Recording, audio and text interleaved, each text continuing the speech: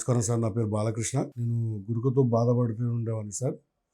మా Mrs teacher job చేస్తది. తను స్కూల్లో వాళ్ళ సారు ద్వారా చెప్పారు, ఇట్లా శ్వాస హాస్పిటల్‌కెళ్తే తగ్గుతదని చెప్పారు. ఇక్కడ గత 3 మంత్స్ నుంచి నేను ట్రీట్మెంట్ తీసుకుంటున్నాను. డాక్టర్ వివేక్ సార్ చాలా బాగా చూసి రెస్పాన్స్ చేసి నన్ను మళ్ళా నాకు పునర్జన్మ ఇచ్చారని చెప్పి నేను కోరుకుంటున్నా. ఆ సారు చాలా బాగా నాకు ట్రీట్మెంట్ చేశారు. ఇప్పుడు నేను హ్యాపీ.